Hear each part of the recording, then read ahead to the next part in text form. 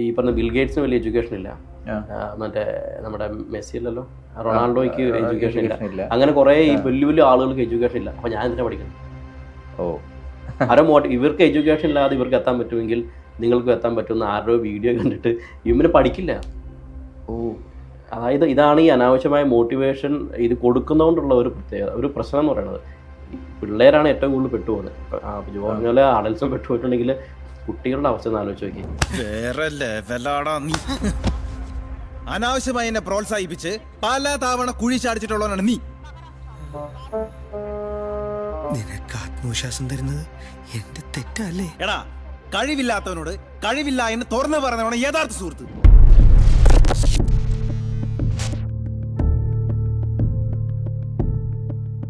നമ്മുടെ നാട്ടിൽ, നമ്മുടെ കൂട്ടത്തിൽ, നമ്മുടെ കൂട്ടുകാരിൽ ഒരുപാട് പേരുണ്ടാവും അനാവശ്യമായിട്ട് പ്രോത്സാഹിപ്പിച്ച് കുഴിയിൽ കൊണ്ട് ചാടിക്കുന്നവർ.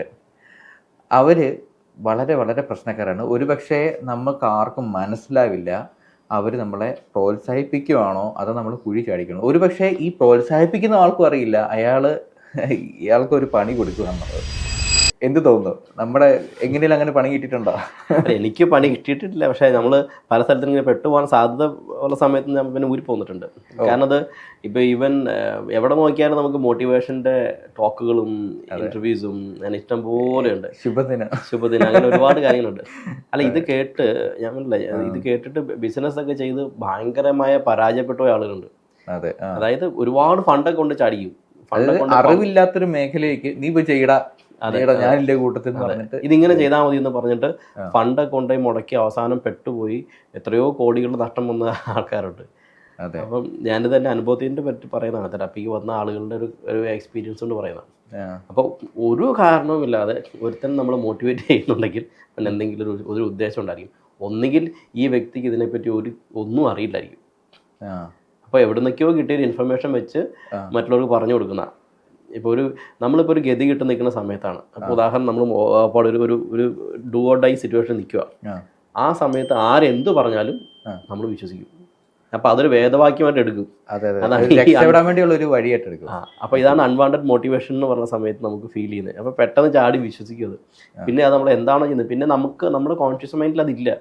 നമ്മുടെ ഉപബോധ മനസ്സിലേക്ക് പിന്നെ ഇയാൾ പറയുന്നതാണല്ലോ സത്യം, ഇങ്ങനെയാണല്ലോ സത്യം എന്ന് പറഞ്ഞ് എനിക്കൊരു എക്സാമ്പിൾ പറയാം. ഞാൻ എൻ്റെ പടത്തിൻ്റെ ചെയ്യുന്ന സമയത്ത് ഒരു പുള്ളി ഫണ്ട് ചെയ്യാമെന്ന് പറഞ്ഞിട്ട് വന്നു. ഓക്കെ, അപ്പം നമ്മൾ ആ പടം എൻ്റെ ഫണ്ട് റേസ് ചെയ്യാൻ വേണ്ടി നിൽക്കുന്ന സമയം, ആ പടം പെട്ട് നിൽക്കുന്ന സമയമെന്ന് വിചാരിച്ചു. അപ്പോൾ അടുത്ത സിറ്റുവേഷൻ പുള്ളി പറഞ്ഞു, ഒരാളെ കൊണ്ടുവന്നു പറഞ്ഞു ഇയാളാണ് ഫണ്ട്. കണ്ടു കഴിഞ്ഞപ്പോൾ എനിക്ക് ഇയാൾക്ക് പറ്റുമോ? കണ്ടു കഴിഞ്ഞാൽ നമുക്കറിയാം ഇയാൾ ഇട്ടിരിക്കുന്നത് കണ്ട് 250 രൂപ ഷർട്ടൊക്കെ ഇട്ടിരിക്കുന്നത്. അപ്പോൾ ഇയാൾ ഇത്ര കോടിയുടെ ഫണ്ട് ചെയ്യാന്ന് പറയുമ്പോഴേക്കും, പക്ഷെ നമ്മളൊരു ക്രിട്ടിക്കൽ സിറ്റുവേഷൻ നിൽക്കുകയാണ്. എന്തെങ്കിലും പറയട്ടെ, പുള്ളി പറഞ്ഞു ഇത്ര ഫണ്ടിങ് നിങ്ങൾക്ക് സോഴ്സ് ഉണ്ടാക്കാം, അത് ബാക്കി കാര്യങ്ങളൊക്കെ ഞങ്ങൾ ചെയ്താക്കാം, ആദ്യം നിങ്ങളൊരു 30,000 മുടക്കിയായി എന്ന് പറഞ്ഞു. ഒരു പൈസ ഇല്ലാണ്ടിരിക്കുന്ന സമയത്ത് ഞങ്ങൾ കൊണ്ടുപോയി 30,000 കൊണ്ടുപോയി കൊടുത്തു. പിന്നെ പുള്ളിന് അഡ്രസ്സ് പോലില്ല. പുള്ളിയുടെ പേര് ഞാൻ പറയാം, അത് പറഞ്ഞേ പറ്റുള്ളൂ, രവികുമാർ എന്നാണ് പുള്ളിയുടെ പേര്. അദ്ദേഹം ഇപ്പോഴും സിനിമയിലോ എന്തിലും വർക്ക് ചെയ്യുന്നത്. കുറെ ആൾക്കാർ ഈ പുള്ളി കുറെ ആൾക്കാരെ പറ്റിച്ചിട്ടുണ്ട്. 30,000 കൊടുത്തിട്ട് കോടികൾ വരാം. അത് പുള്ളിക്ക് ആദ്യം പ്രോസസ്സിംഗ് ഫീ ആണ്. നമ്മൾ ബാങ്കിന്റെ പ്രോസസ്സിംഗ് ഫീ വയ്യായിരിക്കുമല്ലോ. അതായത് ആ സമയത്ത് പെട്ടുപോയി. അതായത് അതാണ് ഇവരുടെ നാക്ക് എന്ന് പറയുന്നത്. അന്ന് ഹിപ്നോട്ടിസ് അല്ലായിരുന്നു. അന്ന് ഹിപ്നോട്ടിസ് അറിയാമെങ്കിലും നമ്മൾ പ്രൊഫഷണലി ഞാൻ സിനിമ ഫീൽഡിലായിരുന്നു. ഞാൻ പറഞ്ഞില്ലേ, ഞാൻ സിനിമ ചെയ്തുകൊണ്ടിരിക്കുന്ന സമയത്തൊക്കെയായിരുന്നു. അതായത് ഞാൻ ഒരാളല്ല പെട്ടത്, എൻ്റെ കൂടെ ഉണ്ടായിരുന്ന 3-4 പേര് ഇതേ അവസ്ഥയിലേക്ക് ചാടി. എല്ലാവരും മേടിച്ചത് എല്ലാവരും കൂടി ചേർന്നിട്ടുള്ള ഫണ്ടായിരുന്നു. എല്ലാവരും കൂടി ചേർന്നുള്ള ഫണ്ടായിരുന്നു. അപ്പോൾ ഇത് കണ്ടിട്ട് പെട്ട ഒരു സ്ത്രീ എന്നെ വിളിച്ചിട്ടുണ്ടായിരുന്നു. അപ്പോൾ പുള്ളിക്കാരെയും ഇതെല്ലാം വീട് പണിയാന്ന് പറഞ്ഞുകൊണ്ട് പുള്ളി പെടുത്തി പൈസ മേടിച്ചിട്ട് പോയി. ഒരു പൈസ ഇല്ലാന്ന് ചോദിച്ചു. 10,000-12,000 രൂപ ഉണ്ട്. അന്ന് 10,000 അവരെ സമയം വലിയൊരു എമൗണ്ട് ആയിരുന്നു. പുള്ളി ക്രെഡിബിലിറ്റി ആയിട്ട് എന്താ കാണിച്ചത്? പുള്ളി ഭയങ്കര പ്രോമിസറി നോട്ടും കാര്യങ്ങളൊക്കെ കൊണ്ടുവന്നിട്ട് നമ്മളെ കൊണ്ട് സൈനൊക്കെ ചെയ്യിപ്പിച്ചിട്ട് ഭയങ്കര ബിലീവ് സിസ്റ്റം ക്രിയേറ്റ് ചെയ്യും. അങ്ങനെയല്ല എഴുതണ്ട, ഇതിനകത്ത് ഒരു വാക്ക് തെറ്റിക്കഴിഞ്ഞാൽ പ്രശ്നമാണെന്ന് പറഞ്ഞിട്ട് നമ്മൾ മാനിപ്പുലേറ്റഡ് ആയി പോയില്ലേ. ഇത് ലോണ് പോലെ തരുന്നതാണ് പറഞ്ഞത്. ലോണ് പോലെയാണ് പുള്ളി പറയുന്നത്. അപ്പോൾ നിങ്ങൾ ഇത്ര മാസം കൊണ്ട് അടച്ചു തീർത്താൽ മതി. ഓക്കെ, സൗകര്യമാണല്ലോ. എത്ര കോടി തരും എന്ന് പറഞ്ഞത്? പുള്ളി 5 കോടി വരെ തരുമെന്ന് പറഞ്ഞത്. അങ്ങനെ ഭയങ്കര ഒരു പവർ പുള്ളി. അപ്പൊ പെട്ട് നിൽക്കുന്ന അവസ്ഥയിൽ ആരെന്ത് പറഞ്ഞാലും നമ്മൾ വിശ്വസിക്കും. അപ്പൊ അനാവശ്യമായ മോട്ടിവേഷൻ ഇവിടെ കൊണ്ട് കൊടുക്കുമ്പോഴുള്ള പ്രശ്നം എന്ന് വെച്ചാൽ, ഈ ഇങ്ങനെ ഒരു അവസ്ഥയിൽ നിൽക്കുന്ന ആളുകൾ മറ്റുള്ളവരുടെ മനസ്സിലേക്ക് കൊടുക്കുമ്പോൾ അവർ എന്താണ് അവർ പറയണമെന്ന് വിശ്വസിക്കും. അവർ ട്രാക്കിലാക്കിപ്പെടും എന്നുള്ളതാണ് ഒരു റിയാലിറ്റി. അപ്പം മോട്ടിവേഷൻ കൊടുക്കുന്ന ശ്രദ്ധിക്കും, ഇവർക്ക് അറിയില്ലാത്തതുകൊണ്ടായിരിക്കും ഇവർ കൊടുക്കുന്നത്. അതെ, നമ്മുടെ ഈ ഇൻഫ്ലുവൻസേഴ്സിൽ ഒരുപാട് ആളുകൾ ബെറ്റിംഗ് ആപ്പ് കൊടുത്തിട്ട് ബെറ്റിംഗ് ആപ്പ് വെച്ചിട്ട് ഞാൻ പൈസ ഉണ്ടാക്കിയത്, ഞാൻ ഈ ഐഫോൺ വാങ്ങിച്ചത് ഗെയിം കളിച്ചിട്ടാന്ന് പറഞ്ഞിട്ട് മോട്ടിവേഷൻ കൊടുക്കും. എൻ്റെ ഒരു ഫ്രണ്ട് ഉണ്ട്, അവൻ നല്ല വീഡിയോ എഡിറ്റർ, നല്ല ഗ്രാഫിക് ഡിസൈനിങ് ഒക്കെ അറിയുന്ന, നല്ലതായിട്ട് ഫ്രീലാൻസ് ആയിട്ട് വർക്ക് ചെയ്യുന്ന, അത് എഡിറ്റിംഗ് ഒക്കെ വിട്ടിട്ട് ഇപ്പം 3D പഠിച്ച് പിന്നെ ഒരുപാട് ഇൻ്റർനാഷണൽ കമ്പനികൾക്ക് വേണ്ടി 3D ചെയ്തുകൊണ്ടിരുന്നു. മാസം ഒരു 10-60,000 രൂപ വീട്ടിലിരുന്ന് ചെയ്തുകൊണ്ടിരുന്ന ഒരുത്തനുണ്ടായിരുന്നു. അവൻ പെട്ടെന്ന് ഒരു സാഹചര്യത്തിൽ, ഞാൻ കുവൈറ്റിലായിരുന്നപ്പോൾ എന്നെ വിളിക്കുന്നു, എടാ കുറച്ച് പൈസ ഒന്ന് സഹായിക്കുക. ഞാൻ പറഞ്ഞു എത്ര രൂപയാടാ? ഒരു 6 ലക്ഷം രൂപ. അപ്പോൾ ഞാൻ എന്താടാ നിനക്ക് എന്ത് പറ്റിയേ? അല്ലടാ ഒരു പണി കിട്ടി, എനിക്ക് കുറച്ച് കടമുണ്ട്. അപ്പോൾ ഞാൻ പറഞ്ഞു നീ കല്യാണം കഴിച്ചിട്ടില്ല, എനിക്കൊരു ഗേൾ ഫ്രണ്ട് പോലും ഇല്ല, എൻ്റെ അറിവിലില്ല. അപ്പോൾ ഒന്നും ഇല്ലാത്ത ഒരാൾ, ഒരു ബാധ്യതയില്ല, ചേട്ടനുണ്ട്, അച്ഛനും അമ്മയും എല്ലാം ജീവിച്ചിരിപ്പുണ്ട്, ഒരു പ്രശ്നം കൂടി ഇല്ലാത്ത ഒരാൾ, പെട്ടെന്ന് നിനക്ക് എന്താ 6 ലക്ഷം രൂപ? പറഞ്ഞു അവൻ ഗെയിം കളിച്ചാണ്. അതായത് ഇങ്ങനെ ഇൻസ്റ്റഗ്രാമിൽ റീല് കണ്ടപ്പം ഒരുത്തം മോട്ടിവേറ്റ് ചെയ്താ, അതായത് നിങ്ങൾ പണമില്ലാണ്ടിരിക്കുകയാണോ, നിങ്ങൾക്ക് പെട്ടെന്ന് കോടീശ്വരനാവണോ, നിങ്ങൾക്ക് കാറ് വേണോ, നിങ്ങൾക്ക് ഐഫോൺ വേണോ, നിങ്ങൾക്ക് മാക്ബുക്ക് എടുക്കണോ, അങ്ങനെ മോട്ടിവേറ്റ് ചെയ്തിട്ട് അവൻ ആദ്യമേ ഒരു 1000 രൂപയ്ക്ക് സ്റ്റാർട്ട് ചെയ്തു. 1500 സ്റ്റാർട്ട് ചെയ്തു. ആ 500,000 രൂപ പെട്ടെന്ന് ഗെയിം കളിച്ച് 10,000 ആയിട്ട് തിരിച്ചു കിട്ടി. അപ്പോൾ അവൻ വിചാരിച്ചു, ഓഹ് സെറ്റ്, ലൈഫ് സെറ്റായി. ഒരു ദിവസം 1 മിനിറ്റ് കൊണ്ട് 1 മണിക്കൂർ കൊണ്ട് ഞാൻ 10,000 ഉണ്ടാക്കുകയാണെങ്കിൽ 24 മണിക്കൂർ എന്ന് പറയുമ്പോഴത്തേക്ക് എത്ര ലക്ഷങ്ങൾ രൂപ ഉണ്ടാക്കാം. അപ്പോൾ ഒരു മാസം എന്ന് പറയുമ്പോൾ എത്ര രൂപ ഉണ്ടാക്കാം. വെറുതെ ഞാൻ കഷ്ടപ്പെടേണ്ട ആവശ്യമില്ല. ഈ വെറുതെ 3D കിട്ടുന്ന വരച്ചുണ്ടാക്കേണ്ട ആവശ്യമില്ലല്ലോ അവന്. അപ്പൊ അവൻ എന്ത് ചെയ്തു? ആ 10,000 തിരിച്ചിട്ടു, ആ ഗെയിമിലോട്ട് തന്നെ തിരിച്ചിട്ടു. അപ്പൊ പോയി. അപ്പൊ അവന് മനസ്സിലായി അപ്പൊ പോവാനും വരാനും സാധ്യതയുണ്ട്. അപ്പൊ ഒരു 500 ഇട്ടു, അപ്പൊ 5,000 കിട്ടുന്നു. അങ്ങനെ 5,000 ഇടുന്നു, 6,000 ഇടുന്നു, 6,000 പിന്നെ 10,000 വന്നു. പിന്നെ ഇങ്ങനെ പിടിച്ച് കളിച്ച് അളിയൻ സെറ്റായി. അങ്ങനെ ഒരു സോഫ എടുക്കുന്നു, വീട്ടിലൊരു TV എടുക്കുന്നു. അപ്പൊ പുള്ളി വിചാരിച്ചത് ലൈഫ് ഇനി ബെറ്റിംഗ് ആപ്പിലൂടെ ആ മോട്ടിവേഷനിൽ ഇങ്ങനെ പവറായിട്ട് പോയിക്കൊണ്ടിരിക്കുകയാണ്. അപ്പോൾ സംഭവിച്ചത് ഇങ്ങനെ നടന്ന് അപ്പോൾ ഇവന് എന്താ കൂടുതൽ കാശ് കിട്ടണം എന്നുണ്ടെങ്കിൽ കൂടുതൽ ക്യാഷ് ഇടണം. ഓക്കെ, അപ്പൊ 5,000 ഇട്ടിട്ട് എനിക്ക് 10,000 കിട്ടിയെങ്കിൽ 50,000 ഇട്ട് കഴിഞ്ഞാൽ 5 ലക്ഷം 9 ലക്ഷം കിട്ടും. അപ്പോൾ എന്ത് ചെയ്തു? ഓരോരുത്തരുന്ന് കടം മേടിക്കാൻ തുടങ്ങി. കയ്യിൽ നിന്ന് മോതിരം പണയം വെച്ചു, അമ്മയുടെ കെട്ടുതാലി പണയം വെക്കുന്നു, അങ്ങനെ ഓരോന്ന് വണ്ടി പണയത്തിൽ വെക്കുന്നു, അങ്ങനെ ഓരോ കാര്യങ്ങൾ പണയം വെച്ച് അളിയൻ 6 ലക്ഷത്തിൻ്റെ മുകളിൽ കടവായി.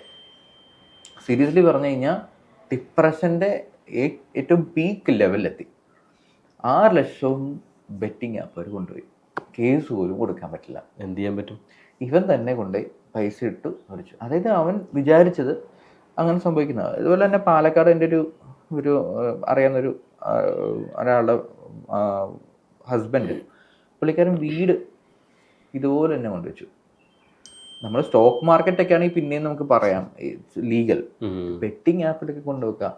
അപ്പോൾ ആ വീടൊക്കെ 25 ലക്ഷത്തിൻ്റെയൊക്കെ വീടൊക്കെ കൊണ്ടുവച്ചിട്ട് അതിൽ നിന്ന് പോലും വളരെ രീതിയിൽ പരാജയമുണ്ടായ ആളുകളുണ്ട്. ഇതിനെ മോട്ടിവേറ്റ് ചെയ്യുന്നത് ഇൻഫ്ലുവൻസേഴ്സ് ആയിരുന്നു. ഈവൻ നമ്മുടെ ധ്യാൻ ശ്രീനിവാസൻ പോലും ബെറ്റിംഗ് ആപ്പിനെ പ്രൊമോട്ട് ചെയ്തു. അപ്പം അജുവർഗീസ്, പിന്നെ ഒരുപാട് ഇൻഫ്ലുവൻസേഴ്സ്, പ്രത്യേകിച്ച് നമ്മുടെ അർജു എന്ന് പറഞ്ഞിട്ടുള്ള ഇൻഫ്ലുവൻസർ ഉണ്ട്, മറ്റേ വിജയ് മച്ചാൻ എന്ന് പറഞ്ഞിട്ടുള്ള അവനുണ്ട്. അവനൊക്കെ ഏറ്റവും കൂടുതൽ ജയിലിൽ നിന്ന് ഇറങ്ങിയിട്ട് ആദ്യം ചെയ്തത്, ഞാൻ ഐഫോൺ വാങ്ങിച്ച എങ്ങനെയാണെന്ന് അറിയാം, ജയിലിൽ കിടന്നിട്ട് എനിക്ക് ഐഫോൺ മേടിക്കാൻ കാശ് കിട്ടി. എങ്ങനെയാ?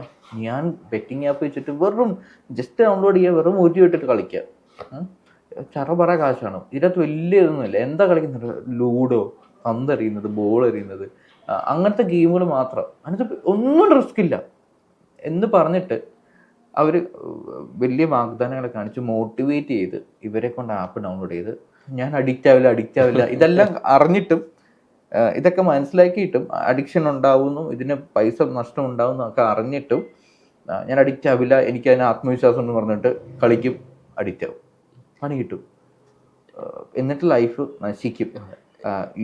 നമ്മുടെ ഹരിയാനയിലോ യുപിയിലോ ഒരു +2 പഠിക്കുന്ന ഒരു കുട്ടി അച്ഛൻ്റെ അമ്മയുടെയും ഫോണൊക്കെ വെച്ചിട്ട് ബെറ്റിംഗ് ആപ്പ് വെച്ച് കളിച്ച് ഇതുപോലെ ഹിന്ദി ആയിട്ടുള്ള ഇൻഫ്ലുവൻസേഴ്സ് വീഡിയോസ് കണ്ടിട്ടാണ് അവരെ മോട്ടിവേറ്റ് ചെയ്തത്. പിന്നെ കൂട്ടുകാർ ഫ്രണ്ട്സ് കളിക്കുന്നവരുണ്ടാവും, അവർ മോട്ടിവേറ്റ് ചെയ്തു. അവർ മോട്ടിവേറ്റ് ചെയ്തിട്ട് ചെക്കൻ ഇത് ബെറ്റിംഗ് ആപ്പ് യൂസ് ചെയ്തു. ഏറ്റവും അവസാനം അവനെ ഒരു ഒഴിഞ്ഞ ബിൽഡിങ്ങിനകത്ത് ആത്മഹത്യ ചെയ്തിട്ടാണ് കണ്ടത്. അങ്ങനെ ഒരുപാട് തമിഴ്നാട്ടിൽ നിന്നൊരു ഒരാൾ ഇതുപോലെ ഞാൻ ചെയ്തു. ബാംഗ്ലൂർ ഒരു ഓട്ടോക്കാരൻ ആത്മഹത്യ ചെയ്തു. ഇതെല്ലാം മോട്ടിവേഷൻ, അനാവശ്യമായിട്ടുള്ള മോട്ടിവേഷൻ, അതായത് പെട്ടെന്ന് റിച്ച് ആവാം എന്നുള്ളൊരു മോട്ടിവേഷൻ കിട്ടിയിട്ട് അവര് പോയി പെട്ടുപോയതാണ്. അല്ല ജോ, ഇത് തമിഴ്നാട്ടിലേക്ക് എന്തിനാ പോണേ? നമ്മുടെ നാട്ടിൽ ഞാൻ പറയാമല്ലോ എൻ്റെ അനുഭവത്തിൽ എത്ര പേരുണ്ടെന്ന്. കുട്ടികളാണ് കൂടുതലും പെടുന്നത്. അതായത് സ്കൂളിൽ പഠിക്കുന്ന പിള്ളേര് ഇവന്മാർ ഈ സാധനം ഗെയിം കളിക്കും. ഗെയിം കളിക്കാൻ വേണ്ടിയിട്ട് ഒരു പയ്യന്റെ എക്സാമ്പിൾ ഞാൻ പറയാം. ഇവന്റെ പ്രശ്നം, ഇവൻ ഗെയിം കളിക്കും, ഇവൻ ഗെയിം കളിക്കത്തില്ല, ഇവൻ കളിപ്പിക്കും, ഇവൻ മറ്റുള്ളവരെ കളിപ്പിക്കും. എന്നിട്ട് ഇവൻ മോട്ടിവേറ്റ് ചെയ്ത് ഇവൻ ലോൺ കൊടുക്കുവാണ് എല്ലാവർക്കും. അതായത് ഇവൻ ലോൺ കൊടുക്കും, അതായത് 500 രൂപ 1000 രൂപ ലോൺ കൊടുക്കും, വൈകിട്ടാകുമ്പോൾ പൈസ തിരിച്ചിടണം. അപ്പോൾ ഇവൻ പറയാം, സാറേ എനിക്കൊരു അക്കൗണ്ട് പറഞ്ഞു. വന്നിട്ട് പറയാം, എനിക്കൊരു അക്കൗണ്ട് വേണം, എൻ്റെ പൈസ മൊത്തം അക്കൗണ്ടിലേക്ക് ആക്കണം, സ്വന്തമായിട്ട് അക്കൗണ്ട് തുടങ്ങിയിട്ട് ഇതിലേക്ക് ആക്കണം. ബിസിനസ്, അതായത് ഇത് വെച്ചിട്ട് മോട്ടിവേഷൻ ബിസിനസ് പൈസ കൊടുത്തിട്ട് കളിപ്പിച്ചിട്ട് ഈ പിള്ളേരെന്നാ ചെയ്യുമാരെ ഇങ്ങനെ 500 ഉണ്ടാക്കണമെന്ന് ഇവൻ ചിന്തിക്കുന്നില്ല. ഒന്നുകിൽ അപ്പൻ്റെ പോക്കറ്റിൽ നിന്ന് അടിച്ചു പറ്റുന്നതായിരിക്കാം, അല്ലെങ്കിൽ ഇവിടെ നിന്ന് കടം മേടിക്കുന്നതായിരിക്കും. ഇതാണ് ഇവരുടെ ഈ ഒരു സ്റ്റേപ്പ്. ഇപ്പോൾ പിള്ളേര് ഇത് പെട്ടുപോയി നിൽക്കുന്ന ഒരുപാട് പേര് എൻ്റെ തെറാപ്പി സെൻ്ററിൽ എനിക്ക് അനുഭവമുണ്ട്. നമ്മുടെ നാട്ടിൽ വേറൊരു എക്സാമ്പിൾ പറയാം. ഒരു കൊച്ചി മോട്ടിവേഷൻ കേട്ടിട്ട് അറിയാവുന്ന ഒരു പയ്യനാണ്. അപ്പം ഇവൻ്റെ പ്രശ്നം എന്ന് വെച്ചാൽ, ഇവൻ പറയുന്നത് ഈ പറഞ്ഞ ബിൽഗേറ്റ്സിന് വലിയ എഡ്യൂക്കേഷൻ ഇല്ല, മറ്റേ നമ്മുടെ മെസ്സി അല്ലല്ലോ, റൊണാൾഡോയ്ക്ക് എഡ്യൂക്കേഷൻ ഇല്ല, അങ്ങനെ കുറേ ഈ വലിയ വലിയ ആളുകൾക്ക് എഡ്യൂക്കേഷൻ ഇല്ല. അപ്പം ഞാൻ എന്തിനാ പഠിക്കണേ? ഇവർക്ക് എഡ്യൂക്കേഷൻ ഇല്ലാതെ ഇവർക്ക് എത്താൻ പറ്റുമെങ്കിൽ നിങ്ങൾക്കും എത്താൻ പറ്റുമെന്ന് ആരുടെ വീഡിയോ കണ്ടിട്ട് ഇവന് പഠിക്കില്ല. അതായത് ഇതാണ് ഈ അനാവശ്യമായ മോട്ടിവേഷൻ ഇത് കൊടുക്കുന്നതുകൊണ്ടുള്ള ഒരു പ്രത്യേകത, ഒരു പ്രശ്നം എന്ന് പറയുന്നത്. പിള്ളേരാണ് ഏറ്റവും കൂടുതൽ പെട്ടുപോകുന്നത്. ഇപ്പം ജോ പറഞ്ഞാൽ അഡൽസും പെട്ടുപോയിട്ടുണ്ടെങ്കിൽ കുട്ടികളുടെ അവസ്ഥ ഒന്ന് ആലോചിച്ച് നോക്കി. അതെ, ഇപ്പം കുട്ടികൾ കരുതും, അതായത് ഇപ്പം എഡ്യൂക്കേഷന് വലിയ കാര്യമില്ല, സ്കില്ലാണ് ഏറ്റവും കൂടുതൽ. പക്ഷെ എഡ്യൂക്കേഷൻ്റെ വാല്യൂം സ്കില്ലിൻ്റെ വാല്യൂമാണ്. എഡ്യൂക്കേഷനോടൊപ്പം നമ്മുടെ സ്കില്ലും കൂടെ വന്നാലേ അത് വർക്ക് ചെയ്യത്തുള്ളൂ. അല്ലാതെ എനിക്ക് അതുമായിട്ടൊരു ബന്ധവുമില്ല, പക്ഷെ എനിക്ക് പാട്ടുകാരനാണ്, എനിക്ക് ഡാൻസ് കളിക്കാനായിരിക്കും സ്കില്ല്, പക്ഷെ ഞാൻ പാട്ടുകാരനാണെന്ന് എൻ്റെ കൂട്ടുകാരൻ മോട്ടിവേറ്റ് ചെയ്തിട്ട് ഞാൻ പാട്ട് പാടാൻ പോയി കഴിഞ്ഞാൽ മറ്റേ അലൻ ജോസ് പെരേരയൊക്കെ പാട്ട് പാടുന്നവരിക്കും. അത് ഈ അലൻ ജോസ് പെരേരയെ പോലുള്ള പയ്യന്മാർ അല്ലെങ്കിൽ ഇങ്ങനത്തെ ആളുകളൊക്കെ വരുന്നത് പോലും അവരെ ഫ്രണ്ട്സ് ഒരുപാട് മോട്ടിവേറ്റ് ചെയ്യുന്നുണ്ടാവും. അതായത് നീ പാട്ടറ, മേ ബി അത് ആ ഫ്രണ്ട്സിന് ഒരു എന്താ പറയുക തമാശയായിരിക്കും, പക്ഷേ അയാൾ അത് വളരെ സീരിയസ് ആയിട്ട് എടുത്തിട്ടുണ്ടാവും. അയാൾ കരുതിയിട്ടുണ്ടാവും സീരിയസ്ലി എനിക്ക് നന്നായിട്ട് പാട്ട് പാടാൻ കഴിവുണ്ടാവും. അയാൾക്ക് തെറ്റെന്തെന്നും പറഞ്ഞു കൊടുക്കാതെ വരുമ്പോഴും ഇതൊരു പ്രശ്നമാണ്. അല്ല ഞാൻ പറയില്ല, ഇത് ഈ പയ്യന് വേറൊരു തന്നെ ഇവൻ വേറൊരു കാര്യം ചെയ്തു. ഇവരാണ് സാർ എൻ്റെ ഒരുപാട് പ്രപ്പോസൽസ് ഉണ്ട്, ബിസിനസ് പ്രപ്പോസൽസ്. 10ാം ക്ലാസ്സിൽ പോയി 8ാം ക്ലാസ് കഴിഞ്ഞിട്ടുള്ളൂ. ഞാൻ നമ്മുടെ അംബാനിക്ക് ഒരു പ്രപ്പോസൽ വെച്ചിട്ടുണ്ട്, മെയിൽ അയച്ചിട്ടുണ്ട്. അത് ഉടനെ റെഡിയാവും. റെഡിയാക്കിയുമ്പോഴേക്കും പിന്നെ എനിക്ക് എൻ്റെ ഇഷ്ടം ബിസിനസ്, ഞാനൊരു 500 കോടി രൂപയുടെ ഒരു പൈസ ഉണ്ടാക്കാനുള്ള പ്ലാനായിട്ടാണ്. 8ാം ക്ലാസ് വിദ്യാഭ്യാസമുള്ള ചെക്കൻ 500 കോടി, അതായത് ആർക്ക്? അംബാനിക്ക്. അപ്പം ഇത് എവിടുന്നോ കിട്ടി, ആരൊക്കെയോ പറഞ്ഞു കൊടുത്ത ഒരു കാരണമില്ലാത്ത ഒരു മോട്ടിവേഷനാണ്. പിള്ളേരുടെ മനസ്സിലേക്ക് പഠിക്കണ്ട, ഇത് വെച്ചത് ഉണ്ടാക്കാമെന്ന രീതിയിൽ പറഞ്ഞു കൊടുക്കുന്ന, തെറ്റിദ്ധരിപ്പിക്കുന്ന ഒരുപാട് മോട്ടിവേഷൻ ഇൻഫ്ലുവൻസേഴ്സ് പരമാവധി അത് ഇടാനിരിക്കുക. അത് ശരിക്കും അവരെ തിരിച്ചറിയുക തന്നെ വേണം. കാരണം ഇന്നല്ലെങ്കിൽ നാളെ ആ മോട്ടിവേഷൻ കാരണം കുട്ടികളുടെ എഡ്യൂക്കേഷൻ സ്റ്റോപ്പ് ചെയ്യാൻ സാധ്യതയുണ്ട്. കാരണം എനിക്ക് ഇപ്പം വേടൻ്റെ കേസിൽ ഒരു സംഭവം ഉണ്ടായിരുന്നു. അതായത് വേടൻ ഒരു കോൺട്രവേഴ്ഷ്യൽ ആയിട്ടുള്ള ഡയലോഗ് അടിച്ചു. അതായത് എൻ്റെ ജീൻ, അതായത് ഒരു താഴ്ന്നു ചെയ്യാനാണ്, എനിക്ക് പഠിക്കാനുള്ള കഴിവില്ല. ആക്ച്വലി അതൊരു മോട്ടിവേഷനായി. അതായത് ആ ഒരു കാസ്റ്റിൽ വരുന്നവർക്കോ അല്ലെങ്കിൽ വേടനെ പോലുള്ള ആളുകൾക്ക് അല്ലെങ്കിൽ ആ ഫാമിലിയിൽ വരുന്നവർക്കോ അങ്ങനെ ചിന്താഗതിയുള്ള ആളുകൾക്കോ അവർ വിചാരിച്ചെന്താണ്, ഞാൻ താഴ്ന്ന ജാതിക്കാരനാ, എനിക്ക് ഓട്ടോമാറ്റിക്കലി എനിക്ക് പഠിക്കാൻ ബുദ്ധിയില്ല, എനിക്ക് എൻ്റെ ജനറ്റിക്സിനകത്തില്ലല്ലോ. വേടൻ എങ്ങനെയാ പറയുന്നത്? അപ്പൊ എൻ്റെ ജനറ്റിക്സിനകത്തില്ല, അതുകൊണ്ട് അവൻ ഡോക്ടർ ആവുന്നു, എഞ്ചിനീയർ ആവുന്നു. അതേസമയം ചിന്തിക്കേണ്ട ഒരു കാര്യം, ഇതേപോലൊരു താഴ്ന്ന കാസ്റ്റ്, എന്താ പറയുക, പാവപ്പെട്ട വീട്ടിൽ നിന്ന് വന്ന ഒരാളാണ്. നമ്മൾ റേസിസോ അല്ലെങ്കിൽ കാസ്റ്റിസോ ഒന്നും പറയല്ല. ആക്ച്വലി അങ്ങനെ ഒരു താഴ്ന്ന ഫാമിലിയിൽ നിന്ന് വന്ന ഒരാളാണ് നമ്മുടെ APJ അബ്ദുൽ കലാം, KR നാരായണൻ, നമ്മുടെ ദ്രൗപദി മുർമു, എത്രയോ പേരുണ്ട്. നമ്മുടെ ചായക്കടക്കാരൻ ഇവിടെ നിന്ന് ഇന്ത്യയിലെ പ്രധാനമന്ത്രിയാ. അന്ന് എനിക്ക് എൻ്റെ ജാതിക്കും എൻ്റെ നാടിനും എൻ്റെ വീടിനൊന്നും ഒരു ടോപ്പ് ലെവലിൽ എത്താൻ പറ്റില്ല എന്ന് കരുതിയിരുന്നെങ്കിൽ നടക്കൂല. അവിടെ നടന്നേനെ. ഇന്ന് നമ്മുടെ കടന്ന രാഷ്ട്രീയക്കാരും കമ്മ്യൂണിസ്റ്റുകാരും ഒക്കെ സിനിമ ആർട്ടിസ്റ്റുകളെല്ലാം ഇത് തൊഴിലാളികളായിരുന്നവരാണ് പിന്നീട് വിപ്ലവം ഉണ്ടാക്കിയത്. അപ്പം അങ്ങനെ അതിനെ വിശ്വസിച്ച് ഒരുപാട് കുട്ടികൾ ആ ഒരു രീതിയിൽ ചിന്തിക്കാനൊക്കെ വളരെ ചാൻസസ് ഉണ്ട്. അത് മോട്ടിവേഷൻ എന്നുള്ള രീതിയിലല്ല വന്നേക്കുന്നത്, പക്ഷെ അത് മോട്ടിവേഷൻ ആണ്. അതായത് എനിക്ക് ബുദ്ധിയില്ല, എൻ്റെത് വേറെ കഴിവാണ്. എനിക്ക് എഡ്യൂക്കേഷനോട് വലിയ താല്പര്യമില്ല, എനിക്ക് പഠിക്കണ്ട, എൻ്റെ പഠനം എനിക്ക് മുമ്പോട്ട് കൊണ്ടുവന്ന താല്പര്യമില്ല, എൻ്റെ വേറെ കഴിവാണ്. എൻ്റെ വേറെ കഴിവാണ്. ചിലപ്പോൾ എനിക്ക് റാപ്പർ ആവാനായിരിക്കും, ചിലപ്പോൾ എനിക്ക് അത് എഴുതാൻ.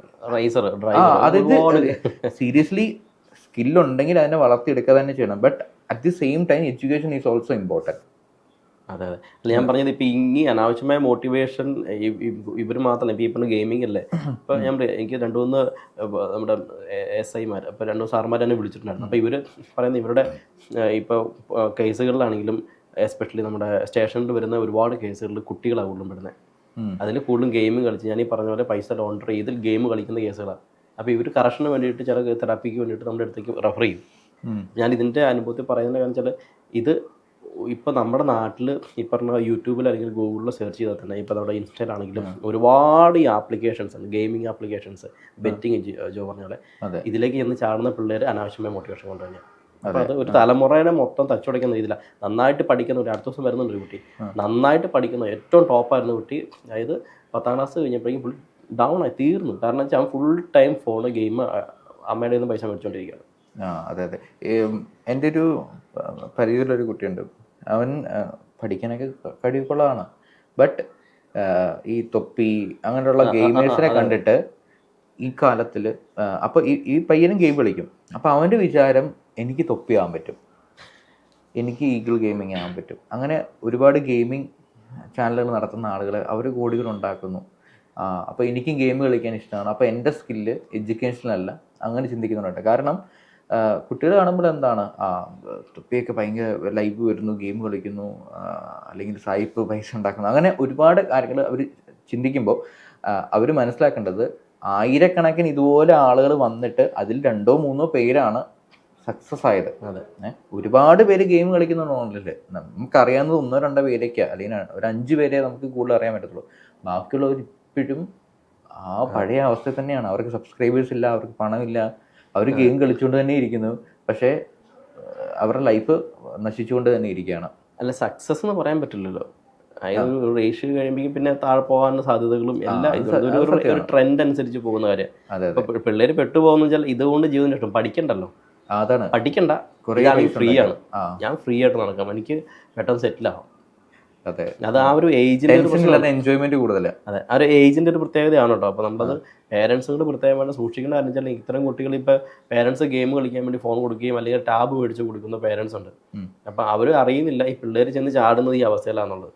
പെട്ട് കഴിയുമ്പോൾ അതിനകത്ത് ഊരാൻ പറ്റാത്ത അവസ്ഥയിലേക്ക് വന്നു കഴിയുമ്പോഴാണ് പേരൻസ് അടുത്ത സൊല്യൂഷൻ നോക്കും. ഒന്നുകിൽ എന്തെങ്കിലും മെഡിസിൻ കഴിക്കുക, അല്ലെങ്കിൽ പല കൗൺസിലിംഗ് സെന്റേഴ്സിലും പല തെറാപ്പീസിലും കൊണ്ട് ചാടിക്കാന്നുള്ളത്. ആ സമയത്ത് തിരിച്ചറിവുണ്ടാകുന്നത് അപ്പോഴത്തേക്കും ഇവർ ഓൾറെഡി ആ ലോക്കിൽ പെട്ടുണ്ടാവും. പിന്നെ ഒന്നിനും ഒരു താല്പര്യം ഉണ്ടാവില്ല ജോ. ശരിയാ. നമ്മുടെ പേരൻസ് ഇതുപോലെ തന്നെ മോട്ടിവേഷൻ ചെയ്യുന്ന ഒരാൾക്കാരുണ്ട്. പ്രത്യേകിച്ച് എൻ്റെ ഒരു സംഭവം പറയാം.